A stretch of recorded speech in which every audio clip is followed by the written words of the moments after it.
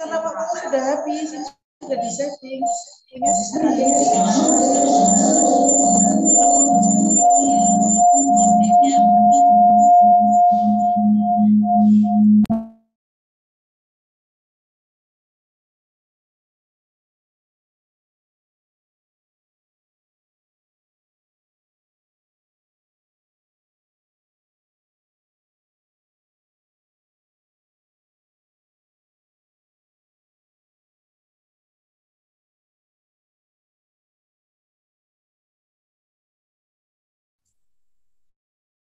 Monggo Bu Cecilia, waktunya sudah habis untuk teman-teman untuk berdiskusi.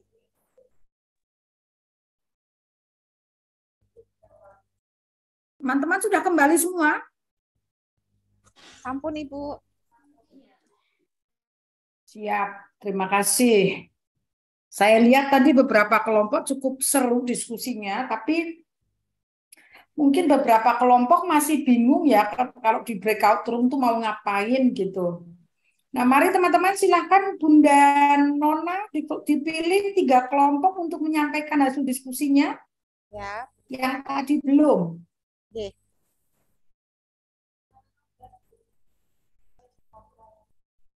Monggo. Oke. Untuk room yang pertama, room 4. Berikutnya, room 14. Berikutnya room 20. Silakan untuk room 4.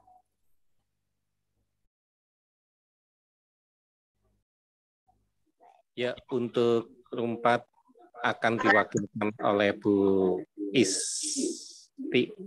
Waktu dan tempat kami persilahkan.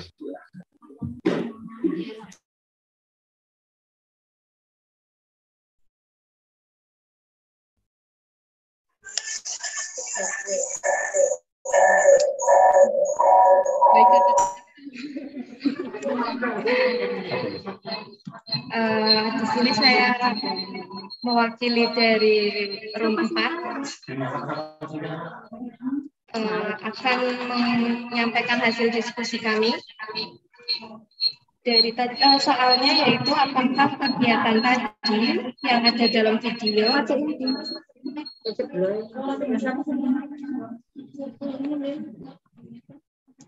memberi anak kegiatan bermain sebagai cara belajar, apakah membentuk anak menjadi pembelajar yang aktif, dan apakah kegiatan ini berorientasi pada kebutuhan anak.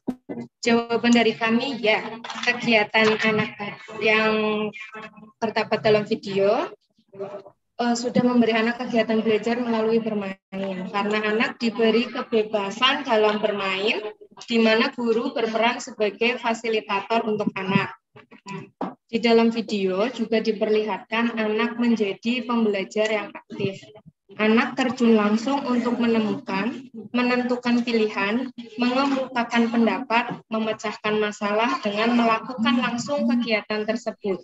Kegiatan ini juga berorientasi pada kebutuhan anak, di mana anak diberikan kesempatan dan kebebasan untuk mengaktualisasikan diri dan merasa dihargai. Dari kami, kelompok room 4 cukup sekian, kurang lebihnya kami mohon maaf. Terima kasih.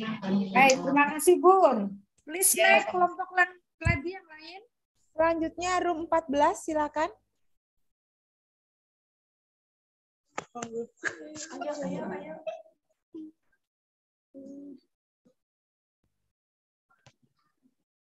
Ngomongnya di mana? Di sini. Mengenai pertanyaan apakah kegiatan dalam video tadi memberi anak kegiatan bermain sebagai cara belajar? Jawabannya ya. Karena menggunakan seluruh panca indera serta membangun imajinasi anak yang tinggi. Alasannya seperti meliputi kegiatan STEAM, yaitu mencakup sains, meliputi tinggi rendahnya air yang mengalir. Teknologi meliputi membangun pipa air. Engineering meliputi air mengalir lebih cepat menggunakan pipa yang lebih besar sehingga menghasilkan air yang mengalir atau air mancur. Art meliputi pipa yang sudah diwarnai dengan warna kuning dan merah. Matematik meliputi menghitung waktu saat mengisi air.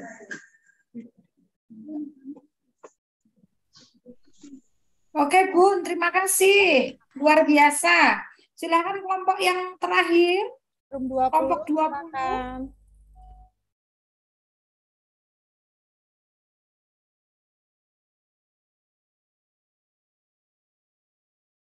Silakan room 20.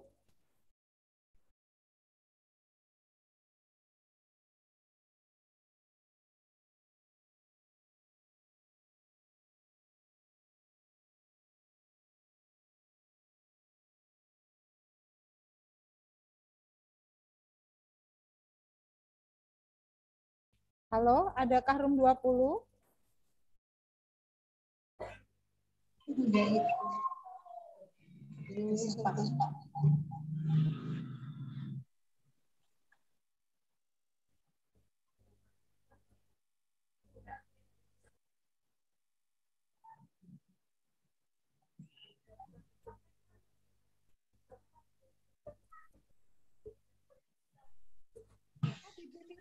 Room 20?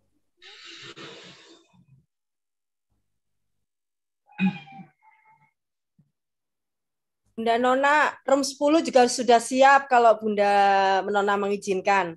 Nah, sip. Monggo silakan Room 20 siap, Bu. Tadi Ya, Bunda Nana kompore Bunda Nana. Kompor. Bisa diberi kesempatan untuk room 20? Silakan. Oke. Terima kasih. Banyak setuju. Apakah kegiatan dalam video memberikan anak kegiatan bermain sebagai cara belajar?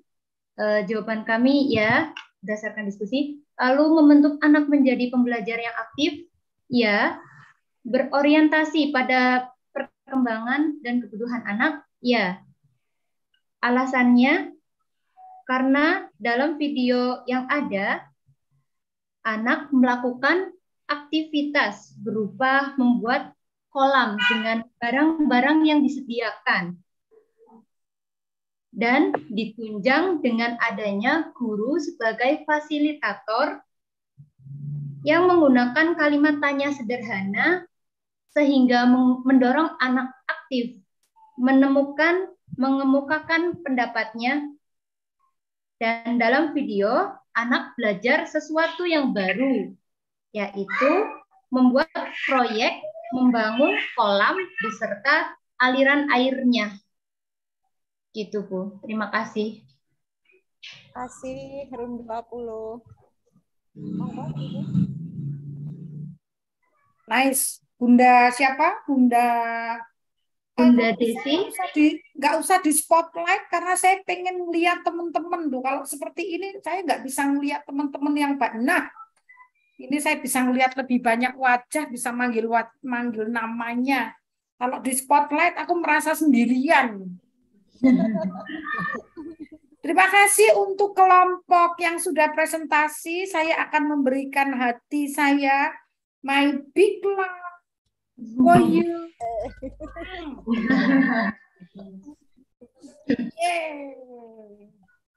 Baik, terima kasih. Terima kasih, Bu. Ya, menarik sekali dan mudah-mudahan teman-teman sudah punya gambaran. Ternyata untuk sampai pada keempat prinsip tadi, kelima prinsip tadi itu bukan hal yang rumit kok. Itu sesuatu yang sederhana kok, gitu. Kita akan lanjutkan ke prinsip selanjutnya ya, teman-teman ya. Mari kita simak lagi. Nah, yang selanjutnya, teman-teman, kita sepakat bahwa ketika kita mengelola pembelajaran di PAUD itu bukan semata-mata untuk kejar materi atau kejar pengetahuan. Bunda Ice, ya, Bunda Adeline. Jadi pembelajaran itu juga harus mengembangkan nilai karakter, enggak hanya sekedar ayo cepetan diberesin gitu, supaya cepat selesai, supaya cepat pulang, misalnya begitu, Bunda Ice, Bunda Adelina. Jadi ini lebih pada bagaimana memastikan bahwa anak-anak itu juga mendapat dukungan untuk penguatan nilai karakternya. Coba kita lihat di video ini, teman-teman. Perhatikan ya.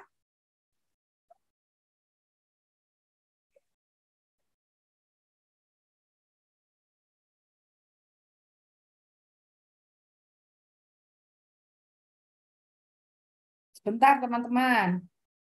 Saya ulang lagi. Ini baru terjadi tadi siang ya, teman-teman. Bicaranya satu-satu ya. Dari mana? Oh, mau mengembalikan sayur.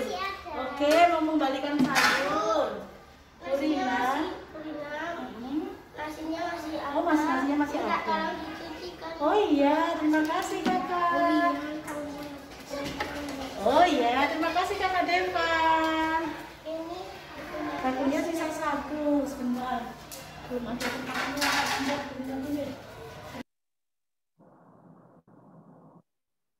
Apa yang bisa kita tangkap dari situ, teman-teman? Bahwa pada saat anak makan pun, di sekolah kami sudah mulai kegiatan makan nih, Bunda Fatur. Jadi sudah mulai makan, dan tadi ini video saya ambil tadi siang. Ya. Ketika anak-anak mengembalikan tempat makan, ketika anak beres-beres pun, itu bukan hanya sekedar mengembalikan tempat makan. Bukan hanya sekedar untuk memenuhi gizi, tetapi ada pembentukan karakter yang terjadi di sana. Anak-anak sudah diajari untuk bicara dengan yang ada di dapur. Bu Rina, ini nasinya masih ada. Minta tolong dicucikan. Kenapa? Kalau nasinya habis, mereka nyuci sendiri, Bunda Vivi. Anak-anak nyuci sendiri, nggak dicuciin gurunya. Tuh. Tapi karena nasinya masih ada, dia bilang, minta tolong dicucikan. Maka di sekolah kami, teman-teman, di lembaga kami itu, bagian dapur pun Bunda Kenti, Bunda Ika, Bunda Eni, guru bagian dapur pun dilatih. Kita latih untuk terbiasa mendidik anak-anak. Kenapa? Justru pendidikan karakter itu sangat kuat dalam kegiatan sehari-hari. Yang nggak usah direka-reka, nggak usah dibikin-bikin, Bunda Lina, Bunda Mona, semua berjalan sangat alamiah. Nah, ini juga penting bahwa pembelajaran yang kita lakukan di PAUD itu memang harus berorientasi pada bagaimana menyiapkan anak-anak menjadi manusia yang mandiri. Tentu life skill itu berkaitan dengan keterampilan-keterampilan yang bawaan, tetapi ini juga bisa bawaan itu dalam pengertian pembentukannya itu berjalan dalam waktu yang sangat panjang. Ketika anak-anak di usia PAUD sudah banyak dilibatkan dengan aktivitas-aktivitas yang membuat mereka bisa terbiasa menolong diri sendiri, maka kita berharap akan membentuk anak-anak yang mandiri, ya, yang mandiri, yang berpikir kritis, ya, yang senang bergotong royong, sehingga memang program PAUD itu tidak hanya menyiapkan anak-anak pada masa sekarang, tapi pada masa yang akan datang. Maka kegiatan apapun itu harus dipandang sebagai proses belajarnya anak. Kegiatan apapun yang dilakukan itu harus merupakan sebuah rancangan, sebuah program yang direncanakan secara baik. Kalau anak meletakkan sepatu di rak, saya ngomong apa ya misalnya. Ini penting untuk guru-guru pahami. Nah, nih, ini penting. Tadi sudah kita bahas. Untuk punya anak-anak yang siap belajar, ya, untuk punya anak-anak yang siap belajar, Bunda Eka, Bunda Silastri, ya, kita memang harus memastikan bahwa tempat yang kita kelola, yang kita tata itu sudah menawarkan kegembiraan, ya, nggak seperti anak-anak dibawa ke tempat pembantaian gitu, ya. Sudah masuk ruangan, nggak boleh ribut itu dalam pengertian begini loh. Anaknya baru berkomentar sedikit, sudah, mulutnya. Anaknya baru mau mencoba untuk bereksplorasi sedikit, awas, jatuh, awas, rusak. Bunda Nur Hadiati dan teman-teman yang lain, ya. Ada Bunda Nur Afia, ada Bunda Fitri, Bunda Intan. Jadi yang perlu kita pertimbangkan adalah bagaimana kita memastikan bahwa anak-anak itu berada dalam lingkungan yang memungkinkan mereka untuk siap bersenang-senang, siap bereksplorasi, siap create, siap menciptakan karya, dan kemudian membangun hubungan dengan orang lain. Ya, ini kalau Froebel itu mengatakan guru itu perannya kayak tukang kebun, ya. Anak itu harus dibuat sedemikian rupa supaya mereka belajar tentang banyak hal, tentang konsep-konsep, tentang keterampilan, dan itu disetting, itu ditata dalam bentuk kegiatan bermain. Ya, bahkan Montessori pun mengatakan yang sama, ya, bahwa kalau kita mau membantu anak-anak untuk siap belajar, untuk mengalami belajar, maka hal yang perlu diperhatikan adalah penataan lingkungannya. Saya masih ingat pesannya Bu Pamela, ya, yang menciptakan atau mendesain pembelajaran sentra. Beliau mengatakan penataan lingkungan itu punya peran yang besar terhadap terjadinya proses belajar pada anak-anak, Bunda Nur Afia. Jadi kalau penataan lingkungannya buruk, ya sudah, Bunda Intan. Anak-anak juga akan mengalami proses belajar yang buruk juga, gitu. Nah, ini juga perlu diperhatikan bahwa kita boleh saja melarang anak untuk melakukan sesuatu karena mungkin mereka sendiri belum paham tentang tujuan apa yang akan dicapai. Tetapi kita tidak hanya sekedar mengatakan tidak atau jangan. Kesempatan itu mestinya menjadi saat yang baik untuk membangun yang namanya pembelajaran demokratis. Kita mengajak anak untuk berdiskusi, mengajak anak untuk ngobrol, menemukan solusi, menemukan jawaban, menemukan apa yang terbaik. Supaya mereka juga belajar mendengarkan orang lain. Maka ini harus punya guru-guru yang terbiasa. Apa yang terjadi kalau kakak mengambil semua mainan? Nah, kita mengajak anak-anak itu bernegosiasi, Bunda. Enggak sekedar loh, kamu kayak gitu misalnya. Atau misalnya, kalau kamu gunakan itu terus, apa coba nanti yang terjadi? Misalnya, kalau itu kamu pakai seperti itu, nanti semua kan nggak kebagian, misalnya. Jadi, kesempatan-kesempatan ini digunakan untuk mengembangkan pembelajaran yang mengajak anak untuk belajar bermusyawarah, belajar berpikir. Ya, kalau seperti ini akan mengakibatkan apa ya untuk orang lain, dan sebagainya. Nah, yang terakhir teman-teman, jadi, nah ini untuk menguatkan saja ya teman-teman ya. Gitu. Kalau pembelajaran itu sedemikian membantu anak-anak untuk berpikir kritis, maka sebenarnya tujuan dari kurikulum Merdeka itu tercapai gitu. Punya manusia-manusia yang tidak terbiasa diatur-atur, disuruh-suruh, tetapi punya kemampuan mengatur dirinya sendiri dan punya kemampuan untuk berinisiatif melakukan sesuatu.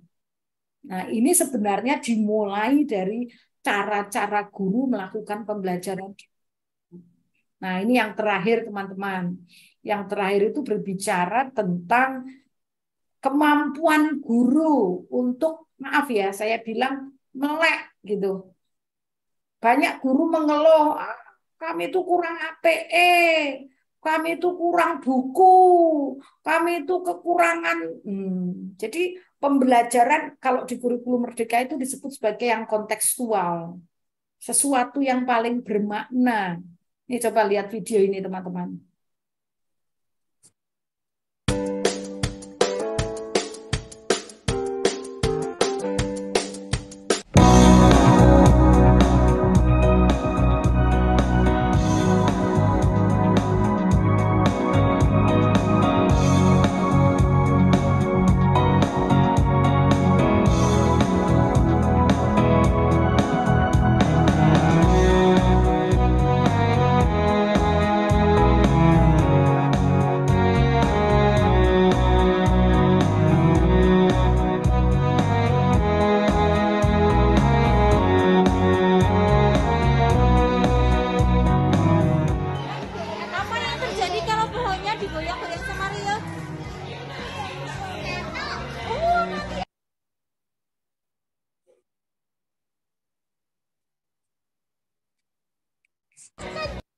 Jatuh.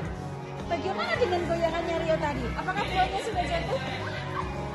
Belum.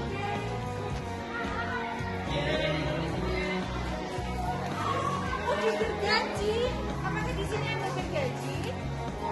Selain gergaji, alat apa yang bisa digunakan?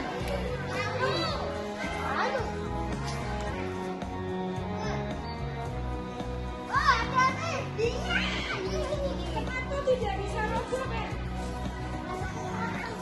Karena terlalu kuat. Di sini baru ada 2 orang. Perlu berapa orang lagi sehingga 10 orang. sudah ada 2 orang, Ben. Tadi sudah 2 orang, kurang berapa kalau 10 orang? Sudah ada 5 dan bertanya. Kalau 10 orang kurang berapa?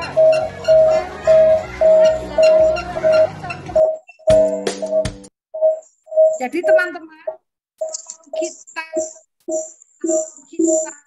pikir tentang apa sih yang bisa membuat anak-anak untuk belajar. Ini sebenarnya saatnya buat kita refleksi dan menyadari bahwa selama ini nih kita justru menjauhkan anak-anak dari dunianya, menjauhkan anak-anak dari lingkungannya. Ternyata apapun yang ada di dekat anak-anak itu bisa digunakan untuk belajar. Kenapa? Selama itu konkret, aman, bebas dari bahan-bahan yang membahayakan keselamatan anak-anak, itu bisa digunakan untuk belajar. Karena belajarnya lewat bermain. Dan lahir yang punya istilah, ada yang lahir yang lupa. Tadi itu hanya dengan melihat pepaya saja sudah bisa untuk bikin rancangan pembelajaran selama 1 minggu. Bisa kebayang ya? Bisa kebayang banget gitu. Oke, saya belum memberi sesi tanya jawab, jadi saya langsung lewati. Nah, ini sesi yang terakhir, teman-teman. Slide terakhir saya. Nanti teman-teman saya beri waktu barang 10 menit untuk sesi tanya jawab. Nah, yang terakhir setelah kita bicara prinsip, kenapa PAUD itu penting, yang terakhir kita bicara tentang layanan PAUD holistik integratif. Kita lihat video ini lagi ya. Terdapat 5 model layanan pendidikan anak usia dini holistik integratif yang ditentukan oleh komponen yang diintegrasikan. Model 1, layanan pendidikan anak usia dini masih dilakukan secara terpisah-pisah atau belum terpadu. Model 2, layanan pendidikan anak usia dini atau stimulasi dini terintegrasi dengan kesehatan serta pengasuhan, namun belum terintegrasi dengan layanan gizi atau nutrisi yang sudah ada. 3, layanan pendidikan anak usia dini sudah terpadu, tapi belum satu atap.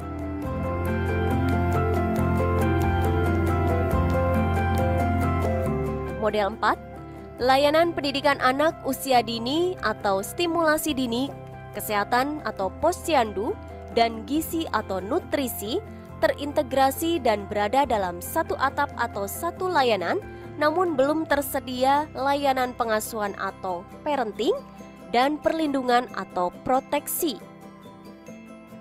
Model 5, layanan pendidikan anak usia dini diselenggarakan dalam satu atap ataupun berada dalam satu layanan.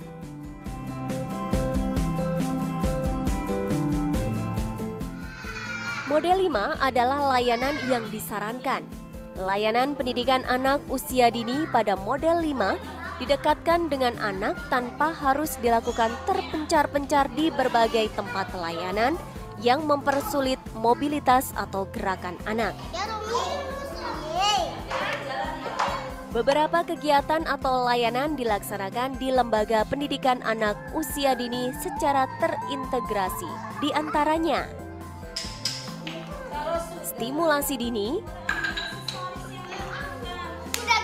kesehatan atau posyandu, gizi atau nutrisi, pengasuhan,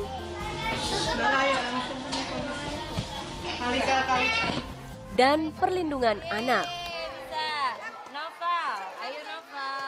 Pendidikan anak usia dini atau PAUD merupakan bentuk pelayanan pendidikan yang bersifat holistik dengan kegiatan pembelajaran yang integratif.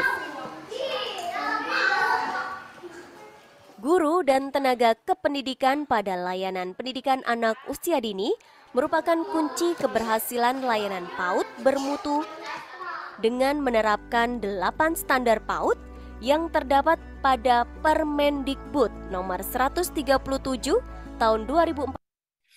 Jadi intinya begini teman-teman, bahwa supaya kita bisa memberikan rangsangan untuk pertumbuhan dan perkembangan jasmani dan rohani anak-anak, memang sebaiknya anak-anak itu mendapat layanan yang utuh. Selain kita memperhatikan prinsip-prinsip PAUD tadi. Nah, kenapa? Karena gizi yang cukup, kesehatan yang diperhatikan, stimulasi yang baik itu nantinya akan membantu anak-anak untuk yang tadi. Ketika di masa peka, mereka itu menjadi manusia-manusia yang siap untuk menyerap banyak hal baik yang nantinya akan digunakan dalam hidup mereka. Nah, yang masih menjadi tantangan di lembaga PAUD kita adalah mungkin belum semuanya bisa memberikan layanan holistik integratif. Misalnya, yang dibawa baru snack Bu Sisil, belum bisa makan di sekolah. Nah, begitu istirahat mereka jajan di halaman. Nah, nih di PAUD-PAUD yang masih banyak penjual-penjual agak sulit kontrol. Bayangkan, mereka tidak makan makanan yang sehat, sehingga ini mempengaruhi kesiapan anak untuk belajar. Karena otak itu juga butuh nutrisi dari makanan-makanan yang sehat.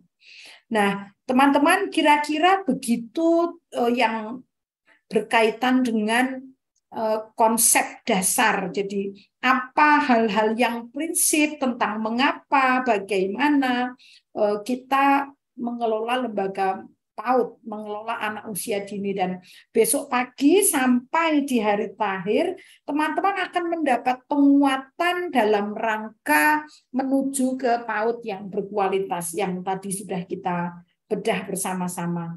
Bunda Nona, saya memberi kesempatan kalau ada yang ingin bertanya, kita masih punya waktu 10 menit ke depan. Monggo, saya membuka sesi tanya jawab. Silakan bunda-bunda yang ingin bertanya. Atau berdiskusi, Bu, tidak harus bertanya juga.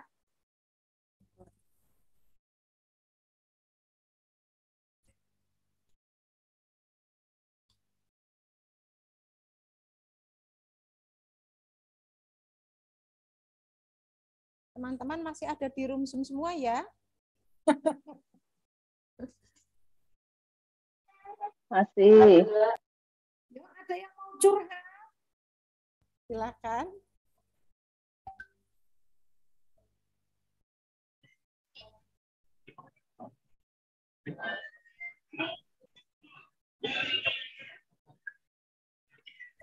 Assalamualaikum Bu Cecilia dan Bu Nana. Ya Bun, monggo Bun, silakan Bun.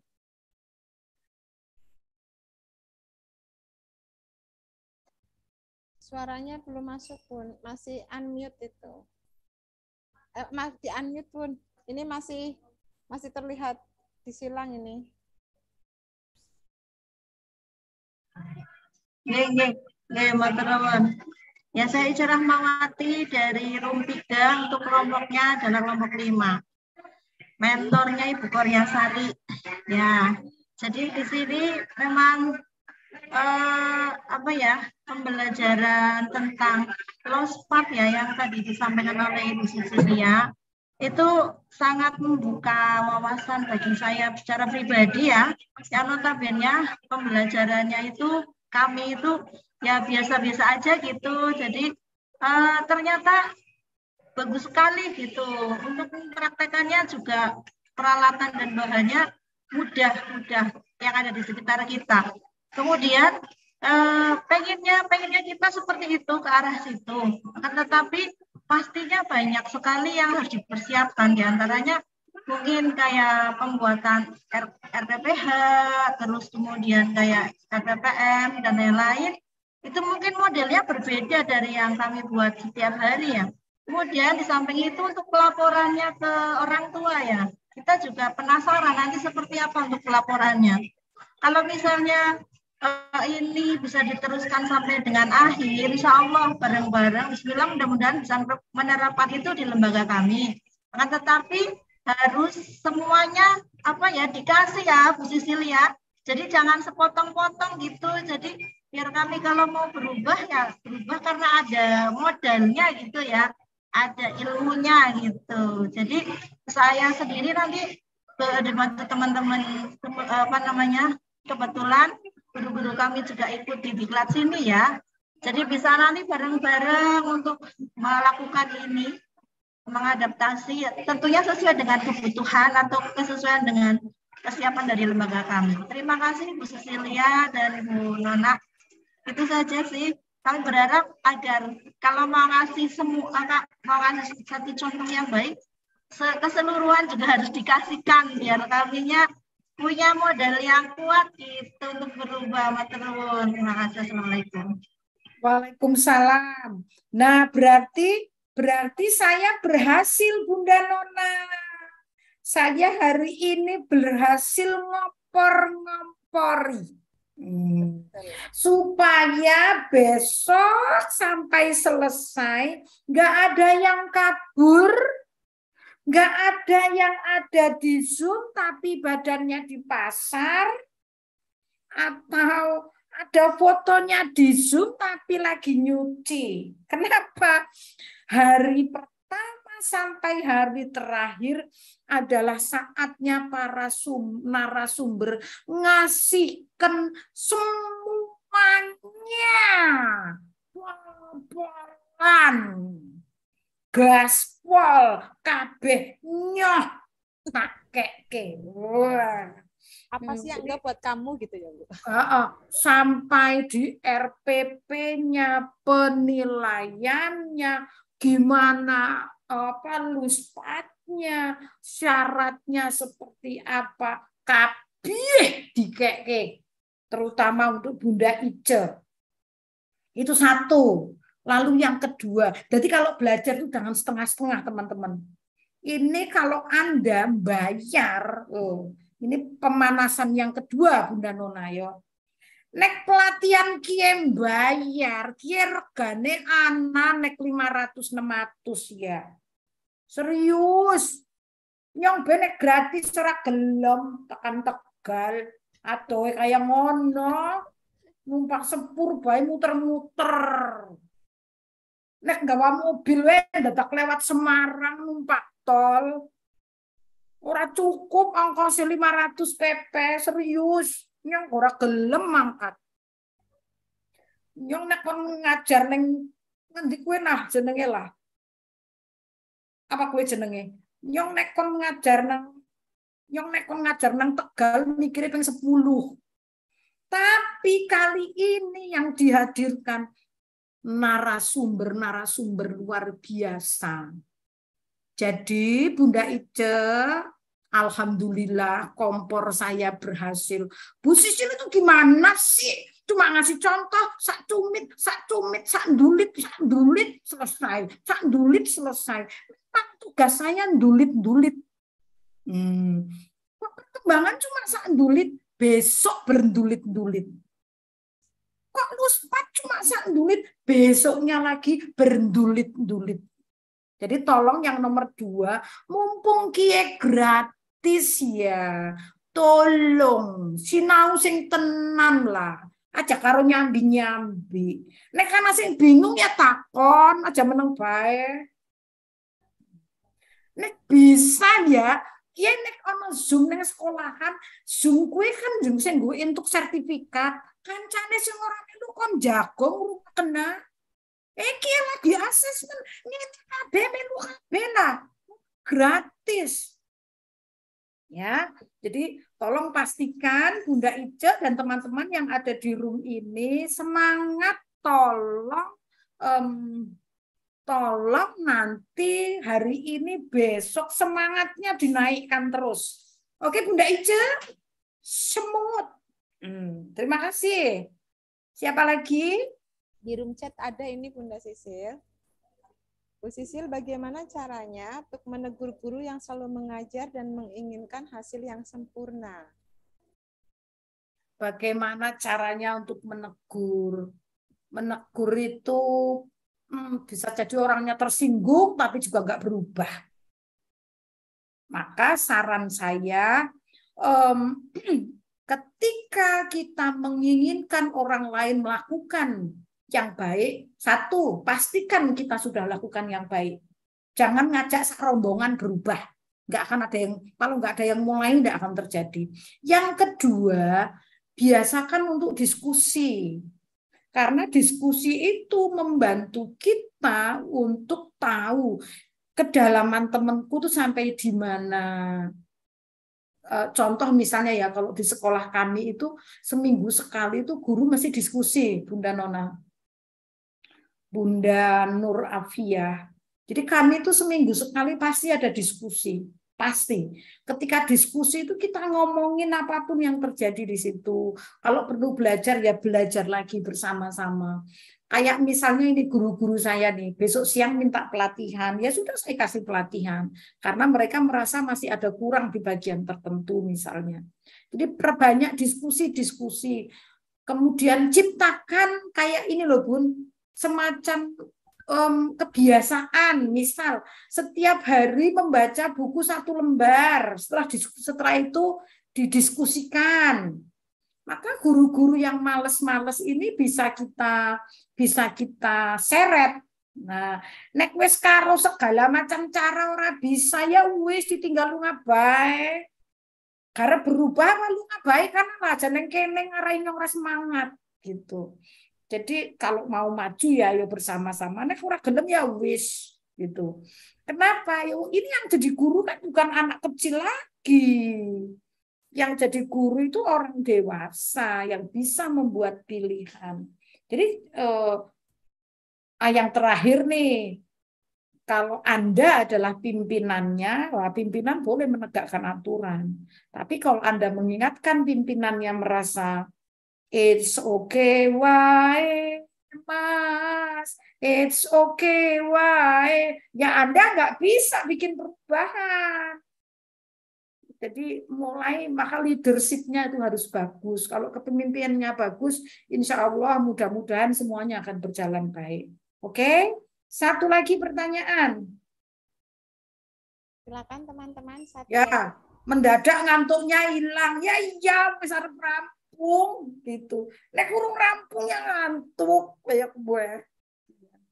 Ora apa-apa, minimal orang ngantuk maning gitu ya. Besok pas materi aja mulai ngantuk maning, rampung orang ngantuk.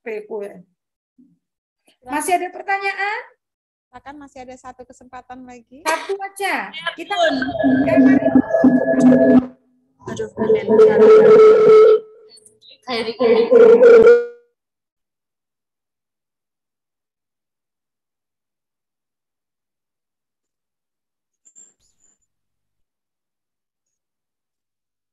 room 1, silakan.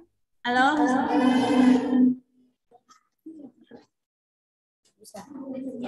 Assalamualaikum warahmatullahi wabarakatuh. Saya Ibu Umi Soleha dari Pospaud Anggrek dari room 1 kelompok 2. Di sini saya akan bertanya Ibu, mewakili dari kelompok 1 ya Bu. Bagaimana cara kita memberikan edukasi kepada orang tua kalau misalkan kita berencana untuk menggunakan cara lospat yang seperti Ibu katakan tadi, sedangkan orang tua murid itu masih menuntut anak sekolah PAUD itu lulus dari PAUD itu bisa calistung Bunda.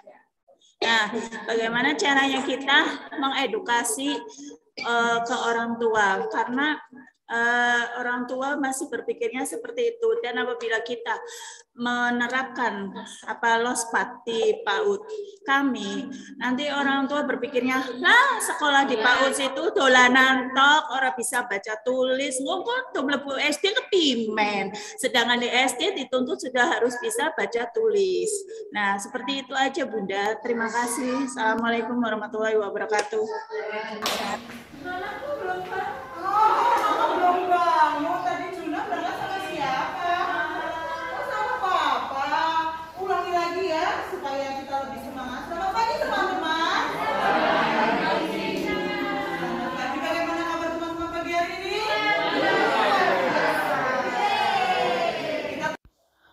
Mengajak orang tua bermain, terlibat dalam kegiatan bermain adalah cara termudah untuk membantu memahamkan bahwa ketika anak-anak bermain, mereka belajar. Mereka sedang melakukan aktivitas belajar.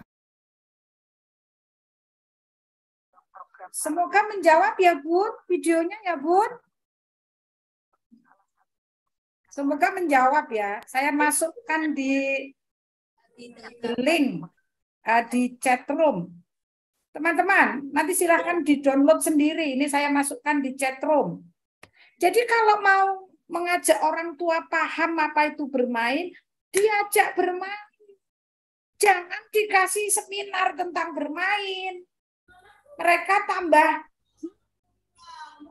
gitu. Karena orang tua nggak suka anaknya bermain. Persis seperti gurunya. Guru itu nggak suka anak-anak bermain. Guru itu suka kalau anaknya duduk manis manut sama bu guru. Kalau melipat kertas ya melipat kertas, jangan melipat yang lain. Kalau melipat kertas bentuk bunga ya jadi bentuk bunga, jangan jadi bentuk pesawat. Gitu. Nah ini penting untuk orang tua belajar. Itu videonya sudah saya share, nanti silahkan di-download sendiri, ditonton, bila perlu itu di-share di kelompok orang tua itu di WA grup tuh. Bukan mau nyindir, memang ada YouTube itu kok, gitu loh. Atau Anda pura-puranya gini Bunda Nona, wah Masya Allah ternyata ada ya PAUD yang nyuruh orang tuanya bermain gitu. Oh gitu ya. Ya kan orang-orang tua akan merasa ada di mana tuh PAUD itu gitu. Terus Anda jawab di kita juga bisa Bu, kalau cuma begitu nggak usah jauh-jauh, kita bisa kok main bersama-sama gitu ya. Oke teman-teman, saya pikir itu yang saya bisa sampaikan. Kita ketemu lagi, aku nggak tahu jadwalnya itu hari apa ya, hari Rabu kalau nggak salah. Saya akan masuk lagi ke ruang ini untuk bersama dengan teman-teman belajar tentang cara anak usia dini belajar. Sepenuhnya waktu saya kembalikan ke Bunda Nona, mohon maaf untuk keterbatasan selama kita berinteraksi. Kalau ada yang tersinggung, Masya Allah, puji Tuhan saya senang banget kalau ada yang tersinggung gitu ya. Tapi untuk berubah, bukan hanya tersinggung selesai. Sampai ketemu di lain waktu, salam sehat. God bless you all. Assalamualaikum warahmatullahi wabarakatuh. Waalaikumsalam warahmatullahi wabarakatuh. Waalaikumsalam warahmatullahi wabarakatuh. Matur nuwun Bunda. Matur nuwun.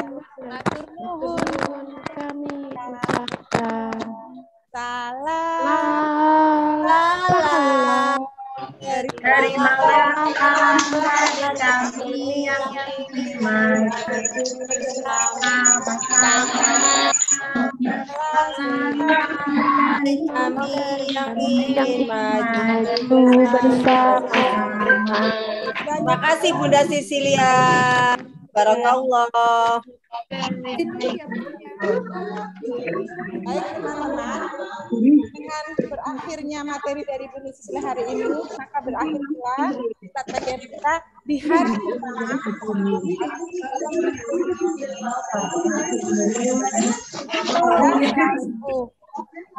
acara. Mohon maaf saya acara dan terima kasih atas